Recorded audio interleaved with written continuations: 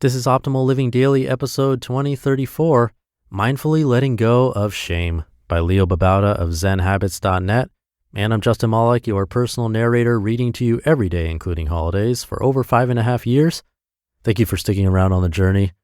And without further ado, let's continue that journey as we optimize your life. Mindfully Letting Go of Shame by Babauta of Zen Habits.net. Quote, "If we learn to open our hearts, anyone, including the people who drive us crazy, can be our teacher." Pema Chodron. I was talking with a friend yesterday who was going through a very hard time, and of all the emotions that have come up for them during this struggle, anger, despair, etc., shame has been the most challenging emotion of all. We all feel shame, and it's perfectly okay to feel it. There's nothing wrong with us if we feel shame. It's a very human emotion. But it isn't very helpful in most situations, and so we can bring mindfulness to bear on the shame and practice letting it go. Before we can let go, it's worthwhile to mindfully work with our shame. What shame shows us. When I said shame isn't very helpful, I didn't tell the full truth. Actually, it's very useful in showing us what we think about ourselves. When we feel shame, it usually is because we've done something that we think says something shameful about us. And so it shows us where we believe there's something wrong about us, something inadequate, ugly, unworthy of love. Of course, that belief is not true, but in order to let go of that ingrained belief, we have to see it first. Shame shows us where that belief lies hidden. I'll give some examples from my own life. I've been overeating lately, an old habit of mine, which has led me to feeling overweight and not sexy. This has brought up feelings of shame about my body and lack of discipline. The shame says that I believe I'm ugly and undisciplined, and therefore inadequate and unworthy of love. I went through a very busy period lately where I dropped all of my cherished habits for a few weeks, like exercise and meditation and accountability. This brought up shame for not, again, being disciplined, but also not practicing what I preach. The shame says that I believe I'm undisciplined, an imposter, inadequate. And I felt a lot of shame when I fell into debt. This brought up shame that showed my belief of being bad at finances, bad at taking care of my family, bad at being a father and provider, and again, inadequacy and unworthiness of being loved. In the end, the core belief is that we are inadequate and unworthy of being loved. But the reason we believe those is that we believe we haven't lived up to some expectation. Being successful, being lean, being disciplined, being generous, being a contributor to society, being environmentally conscious, etc. The expectations are in our minds, but they were given to us by society's messaging since birth. These expectations and beliefs are not so solid as we believe. Once we can see them, we can bring mindfulness practices to work with them. Mindfully working with the beliefs that cause shame.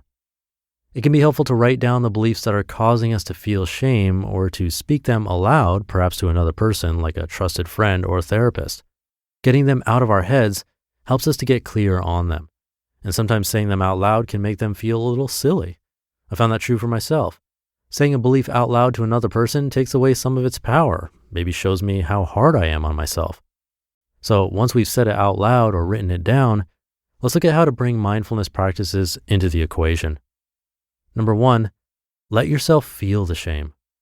We don't often let ourselves actually feel this emotion because we don't like it.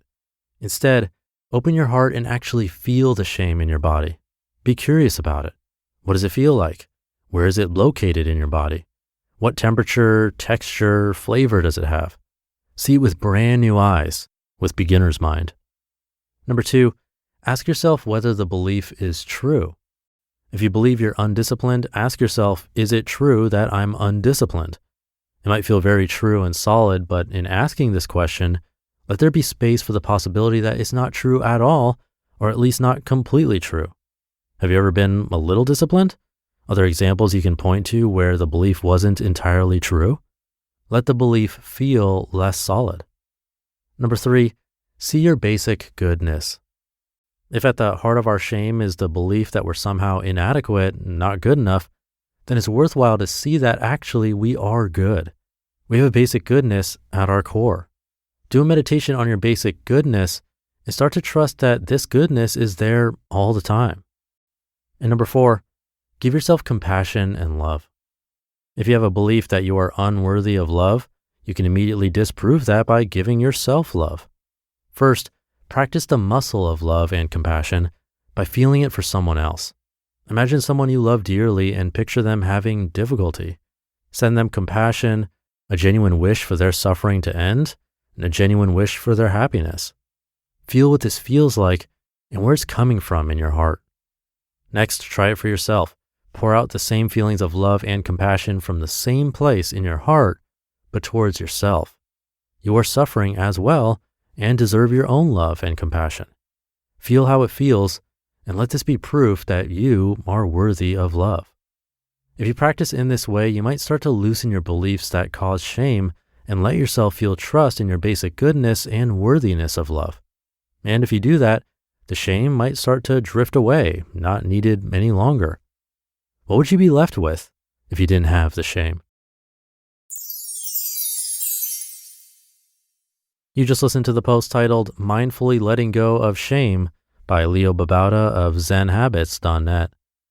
Thank you to Leo. Simple tips for a simple life. I think they were straightforward enough, so I'll keep this ending nice and simple.